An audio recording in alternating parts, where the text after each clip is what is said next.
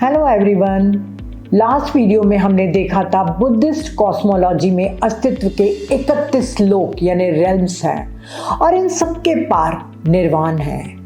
31 realms को 4 भागों में बांटा गया है: अपाय भूमि, काम सुगति, रूप लोक और अरूप लोक। पिछले वीडियो में हमने मृत्यु के बाद के 2 लोकों के बारे में जाना था, अपाय भूमि और काम सुगति लोक। इन दोनों को ही कामालोक भी कहते हैं, जो पाप और पुण्य पर आधारित है।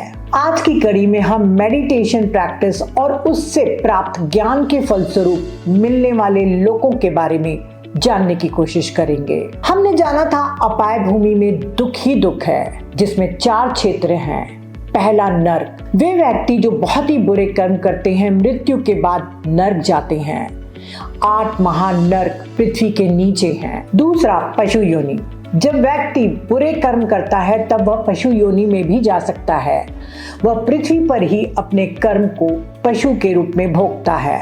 तीसरा प्रेत योनि, पापी चित्त वाले व्यक्ति मृत्यु के बाद प्रेत योनि को प्राप्त होते हैं और वे पृथ्वी पर सूक्ष्म शरीर के द्वारा दुख को भोगते हैं। चौथा असुर योनि, क्रोधित और हिंसक व्यक्ति जब मृत्यु को प्राप्त होते हैं तो वे पृथ्वी से दूर एक लोक में असुर योनि के रूप में अपने कर्मों को भोगते हैं। यहाँ अपाय भूमि में कुछ भी पुण्य नहीं है।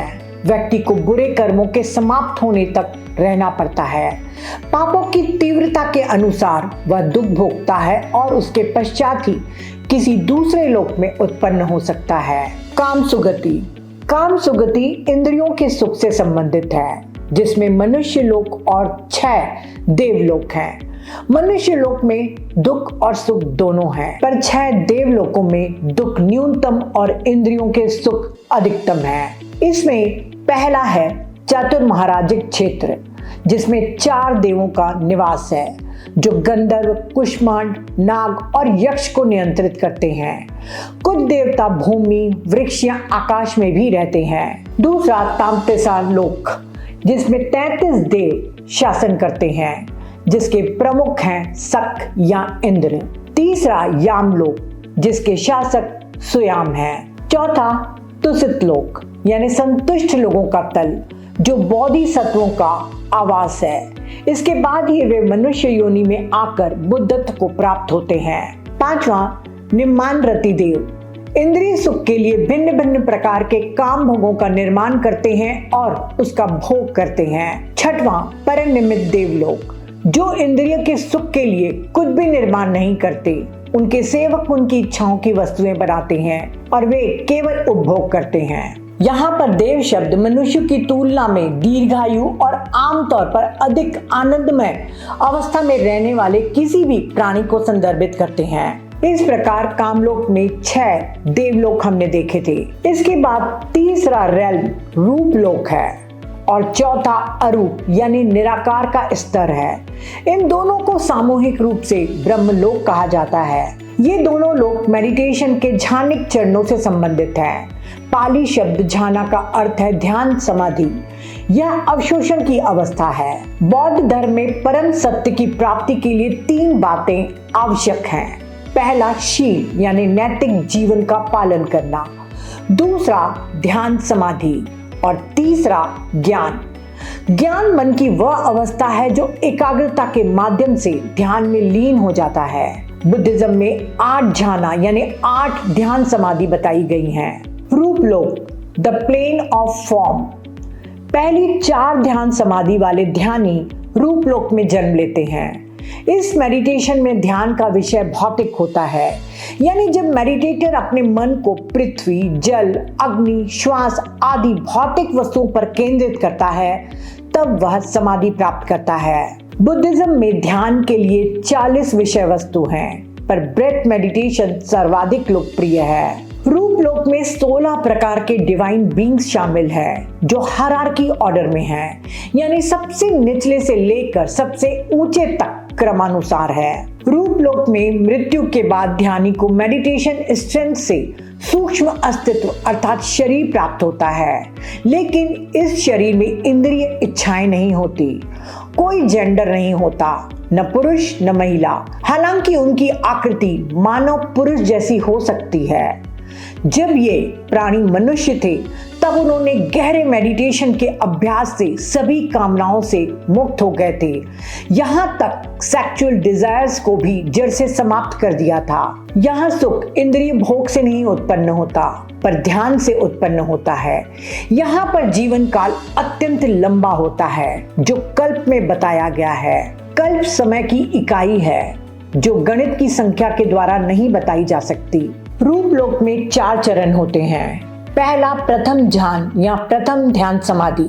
जब ध्यानी मेडिटेशन अभ्यास करता जाता है तब एकाग्रता की एक ऐसी अवस्था आती है जिसमें 5 बाधाएं जैसे कामुकता, द्वेष, चिंता और आलस्य या निद्रा अस्थायी रूप से दूर हो जाती हैं। ये परमानेंट रूप से समाप्त नहीं होती हैं बल्कि मेडिटेशन के दौरान चली जाती हैं ताकि ध्यानिक अवस्थाओं में प्रवेश की अनुमति मिल सके। तब मेडिटेटर सुखद अनुभूति की पहली ध्यान अवस्था में प्रवेश करता है। इसके लिए बहुत अभ्यास की आवश्यकता होती है और याद रखें कि धैर्य बहुत महत्वपूर्ण है। हो सकता है कि कुछ लोगों को अपनी पहली ध्यानिक अवस्था का अनुभव कई वर्षों के अभ्यास के बाद ही हो। इस अवस्था में सोचने की प्रक्रिया यानी थॉट प्रोसेस चलते रहते हैं पर मानसिक प्रसन्नता यानी जिसे बुद्धिज्म में पीति कहा गया है अनुभव होती है। सुखद शारीरिक संवेदनाएं शामिल हो सकती हैं। सुख तीव्रता में बढ़ते हैं। यदि ध्यान के दौरान पैरों, घुटनों या शरीर के किसी अन्य भाग में दर्द होता है तो ध्यानों में रहते हुए दर्द वास्तव में गायब हो जाता है। इसीलिए मेडिटेटर ध्यान के बाद सुख अनुभव करता है। जो व्यक्ति ध्यान के साथ प्रथम ध्यान समाधि को प्राप्त करता है, मृत्यु के बाद ऐसे ध्यानियों का पुनर्जन्म ब्रह्माओं के बीच होगा। इसमें वह 3 लोकों में से एक में जा सकता है, ब्रह्म परिषद, ब्रह्म पुरोहित या महाब्रह्मा। तीनों लोग एक ही तल में हैं। यदि व्यक्ति ध्यान की निम्न शक्ति से प्रथम ध्यान समाधि प्राप्त करता है तो वह मृत्यु के पश्चात ब्रह्मा की सभा के सदस्य यानी ब्रह्म परिषद देवताओं के बीच जन्म लेता है। यहाँ का जीवन काल एक कल्प के तीसरे भाग के बराबर है। जो व्यक्ति ध्यान की मध्यम शक्ति से इस अवस्था को प्राप्त करता है वह ब्रह्मा के मंत्री यानी ब्रह्म पुरोहित के बीच जन्म लेता है जहाँ का जीवन काल आधा कल्प होता है। जो व्यक्ति ध्यान की उच्चतम या श्रेष्ठ शक्ति से इस ध्यान समाधि को प्राप्त करता है वह महान ब्रह्मा के रूप में जन्म लेता है। महाब्रह्मा इस लोक का श्रेष्ठ शासक है जिसका जन्म अन्य सभी लोगों से पहले इस लोक में हुआ था। पर जब कोई मेडिटेटर श्रेष्ठ शक्ति से प्रथम ध्यान समाधि को प्राप्त करता है तब वह महाब्रह्मा के अन्य सहायक देवता के रूप में भी इस क्षेत्र में जन्म ले सकता है। यहाँ का जीवन काल एक कल्प है। दूसरा चरण द्वितीय ध्यान यानी द्वितीय ध्यान समाधि है। इस अवस्था में मेडिटेटर के मन में प्रसन्नता, शरीर में सुखद अनुभव होते हैं।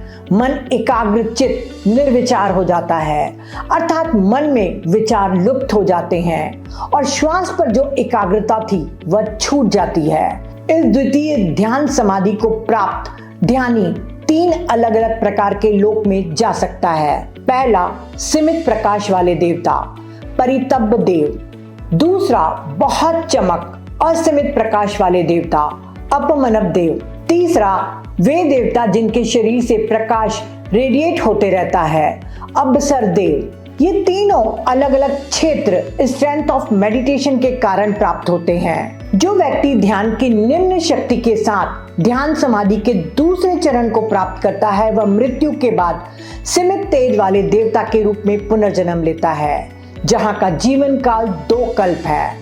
ध्यान की मध्यम शक्ति के साथ असीमित तेज वाले देवता के रूप में पुनर्जन्म ले सकता है जहाँ का जीवन काल 4 कल्प है। और ध्यान की उच्चतम शक्ति के साथ दीप्तिमान प्रकाश को रेडिएट करते हुए देवता अवसर के रूप में पुनर्जन्म ले सकता है। इनका जीवन काल 8 कल्प है। ये तीनों प्रकार के डिवाइन बींग्स एक ही तल में रहते हैं। तीसरी अवस्था तृतीय ध्यान यानी तृतीय ध्यान समाधि है। ध्यानी के मन में सुख और एकाग्रता होती है, जागरूक स्पष्ट समझ चित्त होता है, शरीर पर सुखद अनुभव होते हैं। और प्रसन्नता यानी पीति लुप्त हो जाती है। इस तृतीय ध्यान समाधि वाले मेडिटेटर्स 3 लोकों में जाकर जन्म ले सकते हैं। पहला, सीमित सुंदर वैभव वाले देव, परित सुख देव, जिनकी जीवन अवधि 16 कल्प है। दूसरे, असीमित सुंदर वैभव वाले देवता, अपमान सुख देव, जिनका जीवन काल 32 कल्प है। तीसरा, तेजस्वी वैभव वाले देवता सुभकिन्ना, जिसका जीवन काल 64 कल्प है। यहाँ भी 3 प्रकार के डिवाइन बीइंग्स के बीच अंतर ध्यान की शक्ति के अंतर पर निर्भर करता है। चौथी अंतिम अवस्था है चतुर्थ ध्यान यानी चतुर्थ ध्यान समाधि। इस अवस्था में मन या शरीर में कोई भी सकारात्मक या नकारात्मक भावना नहीं होती। तब मन की एकाग्रता के साथ एक गहन शांति होती है। चतुर्थ ध्यान समाधि को प्राप्त ध्यानी में मानसिक क्रियाएं स्थिर हो जाती हैं। न कोई सुख का अनुभव न दुख का। सुख और मानसिक प्रसन्नता अर्थात पीति लुप्त हो जाती है।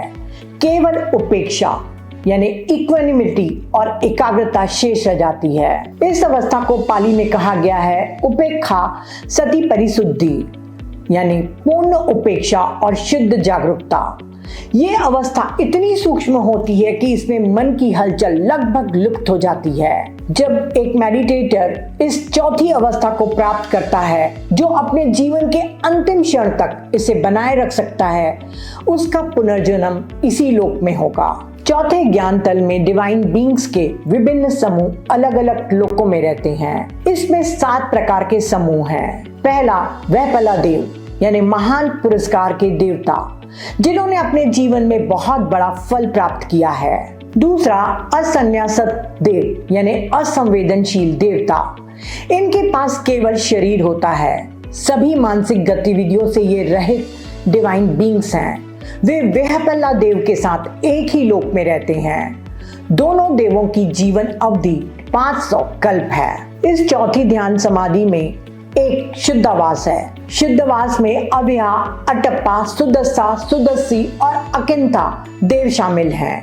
ये 5 देवता अलग अलग तलों में रहते हैं। तीसरा, अव्या देव यानी स्थायी देवता, वे अपने लोक को क्षण मात्र भी नहीं छोड़ते हैं, पूरा जीवन वहीं रहते हैं। चौथा, अटप्पा देव, शांत देवता, जिनके मन में कभी भी संताप नहीं होता। पांचवा, सुदस्सा देव यानी सुंदर देवता, जिनके पास सुंदर रूप होता है। छठवां, सुदस्सी देव, जो देवता सभी चीजों को आसानी से स्पष्ट रूप से देख सकते हैं। सातवां, अकिंता यानी गुणों में श्रेष्ठ सर्वोच्च देवता।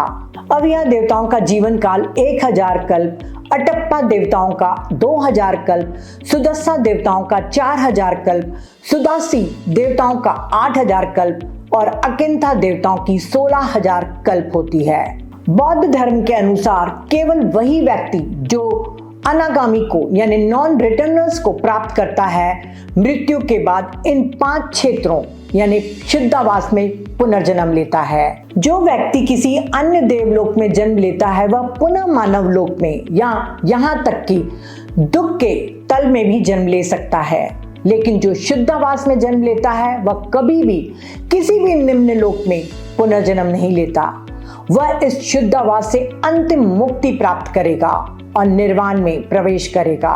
चौथा, अरूप लोक यानी निराकार का तल, फॉर्मलेस रेल्म। वे ध्यानी जो 5वीं से 8वीं ध्यान समाधि को प्राप्त करते हैं, वे ही इस अस्तित्व में उत्पन्न हो सकते हैं। इसमें 4 दिव्य लोक हैं, जहां डिवाइन बीइंग्स में केवल चित्त यानी मन होता है।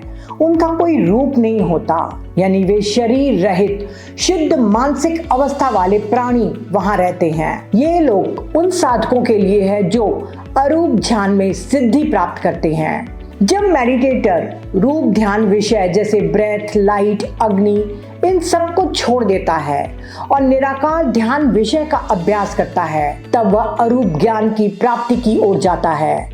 अरूप ज्ञान की 4 अवस्थाएं हैं, जिन्हें साधक एक एक करके प्राप्त करता है। पहला, आकाश अनंत आयतन अर्थात अनंत अंतरिक्ष का आधार। जब साधक रूप ज्ञान की चौथी समाधि को प्राप्त करने और फिर उसे त्यागने के बाद अपने मन को अंतरिक्ष की अनंतता यानी इनफाइनाइट स्पेस पर लगाता है, तब वह अरूप ज्ञान की इस पहली अवस्था को प्राप्त करता है।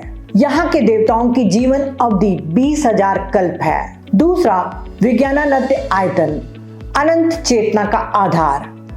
जब पहली अवस्था को प्राप्त करने के बाद साधक अपने मन को चेतना की अनंतता यानी कि इनफाइनाइट कॉन्शियसनेस पर केंद्रित करता है, तब वह अरूप ज्ञान की दूसरी अवस्था को प्राप्त करता है। यहाँ के देवताओं का जीवन काल 40,000 कल्प है। तीसरा, अकिंचन आयतन, शून्यता का आधार।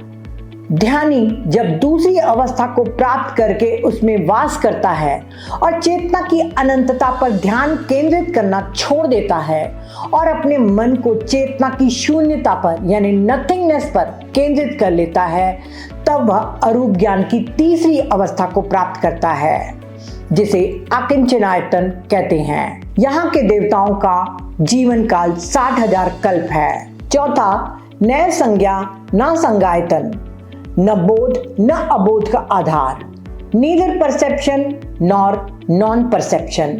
जब साधक तीसरी अवस्था को प्राप्त करके उसमें वास करता है, फिर चेतना की शून्यता पर ध्यान केंद्रित करना छोड़ देता है, तब उसका मन ऐसी अवस्था में प्रवेश करता है जिसमें अनुभूति इतनी सूक्ष्म होती है कि यह नहीं कहा जा सकता कि वह है या नहीं। इस बिंदु पर उसे अरूप ज्ञान के चौथे चरण को प्राप्त करने वाला माना जाता है। इन देवताओं का जीवन काल 84,000 कल्प है। जब साधक जिसने अरूप ज्ञान के इन 4 चरणों में से किसी एक को विकसित कर लिया है और जीवन के अंतिम क्षण तक इसे बनाए रखा है, तब मृत्यु के बाद वह निराकार दुनिया यानी अरूप लोक में पुनर्जन्म लेगा। यद्यपि निराकार लोक में जीवन काल बहुत लंबा है, पर फिर भी वह इम्परमानेंट है। भगवान बुद्ध चेतावनी देते हैं, अरूप ध्यान में अत्यधिक आसक्ति साधक को भ्रम में डाल सकती है, क्योंकि ये अवस्थाएं अत्यंत सूक्ष्म और सुखद होती हैं। वहां स्व का आभास शेष रह सकता है और साधक भ्रमवश इसे अंतिम मुक्ति समझ बैठता है। परिणाम स्वरूप वह अरूप लोकों में पुनर्जन्म लेता है और असंख्य कल्पों तक संसार में चक्कर लगाता रहता है। तो फ्रेंड्स, आज के एपिसोड में हमने जाना कि किस प्रकार मेडिटेशन की गहराइयों में उतरते हुए हमारी चेतना सूक्ष्म से सूक्ष्मतर होती जाती है।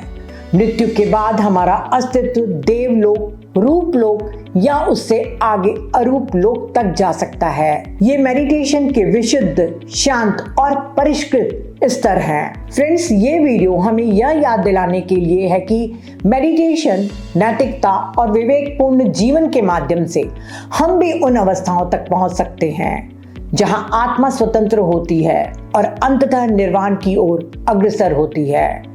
पर केवल मेडिटेशन ही पर्याप्त नहीं है। मेडिटेशन में गहराई, तृष्णा और आसक्ति से मुक्ति भी आवश्यक है। मेडिटेशन सिर्फ शांति पाने का साधन नहीं है, बल्कि अस्तित्व को बदल देने वाली एक यात्रा है।